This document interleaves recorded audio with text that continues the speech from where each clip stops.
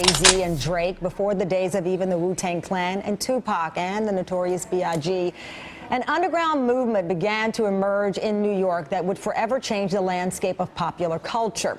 It was a new form of self-expression, taking over in music as artists experimented with turntables and beatboxing and influencing the way people dressed and danced, and often expressed the hopes and frustrations of disenfranchised communities in the late 70s and 80s, at times resembling a political movement. It was the beginning of hip-hop. Among the pioneers were photographers immersed in the culture, unaware they were documenting the origin of what would become a worldwide social phenomenon. Those photographs are now part of a stunning new exhibit getting a lot of attention nationwide. The Hip Hop Revolution exhibit includes more than 100 photos documenting hip-hop's golden age, featuring legendary artists like Cold Crush Brothers, DJ Kool Herc, and of course Run DMC. And joining me now, Joe Conzo, whose work is featured in the exhibit, along with Grandmaster Kaz from the Cold Crush Brothers. And I'm joined by Sean Corcoran, curator of prints and photographs at the City Museum of New York. He curated the exhibit. Thank you so much for joining us. It's such a pleasure. Okay, so I went to this roundtable discussion at the museum the other night. Kaz, I was so stunned, and I don't know why, at the diversity and range of the people in the audience there to talk about hip-hop, its history, and to hear you speak. You know, this stereotype that, you know, it's just black boys who listen to hip-hop, or suddenly hip-hop went to the suburbs, is crazy. It was amazing to see like 80-year-old people in there.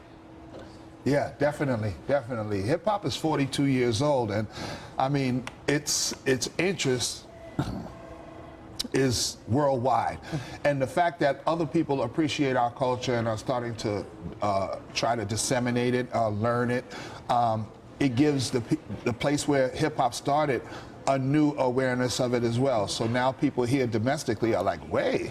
We took this thing for granted, but hey, people around the world are really recognizing it. Let's start, you know, taking it a little more serious and seeing what this thing is.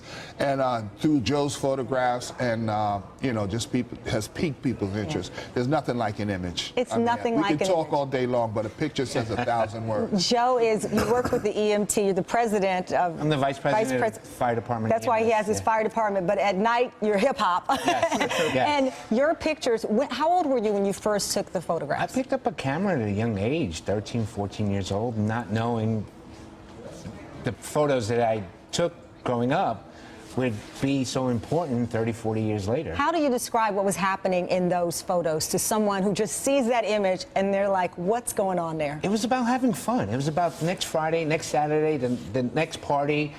Bling wasn't part of it, you know, record deals weren't part of it. It was just a bunch of young kids, Kaz and I and everybody else, you know, waiting for the next Friday, the next jam. And Kaz, that's what you talked about at the seminar, you know, the B-boys and the music, comparing it to what it is and what it has evolved today, completely different. It's almost like two different beasts. Yeah, yeah. Every generation has its, you know, version of hip-hop or its cultural movement. For us, during the late 70s, early 70s, hip-hop was it. And it's a reinvention of an energy that's existed since the beginning of time. I mean, you're a wordsmith, though. What was it then and what is it now? Well, I mean, and you're very candid. Don't hold back. Right. What was it then? It was hip-hop then. It's rap music now. And what's the difference? Well, the difference is that culturally, hip-hop is a movement with rap music, with B-boys, with graffiti, and with the spoken word, which is rap, and the DJ. Mm-hmm. All these things together make hip-hop.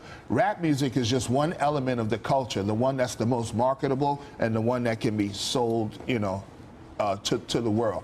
You can't sell a b-boy. You can't, you know, really sell graffiti on a large scale, but you can mass market and package and sell rap music. So rap has become an entity unto itself. Too commercial? Yeah, very much too commercial. You know what I mean? It's not bad that something becomes commercial, but too commercial is a problem. Right. Okay, so we lose the cultural part of it. Sean, Kaz at that seminar said, Hip-hop didn't invent anything, it reinvented everything. Right. And you see these images from the three photographers, including Joe there, that are once-in-a-lifetime moments.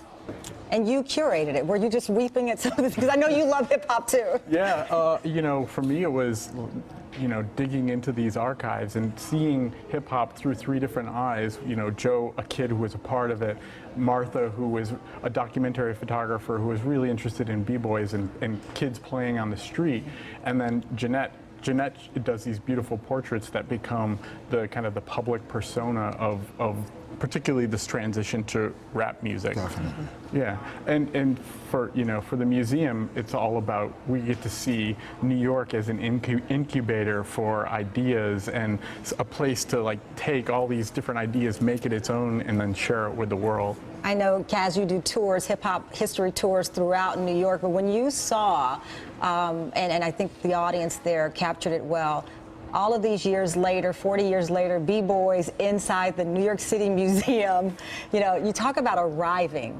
Yeah, it's kind of surreal. I mean, we've taken a lot of steps towards legitimacy.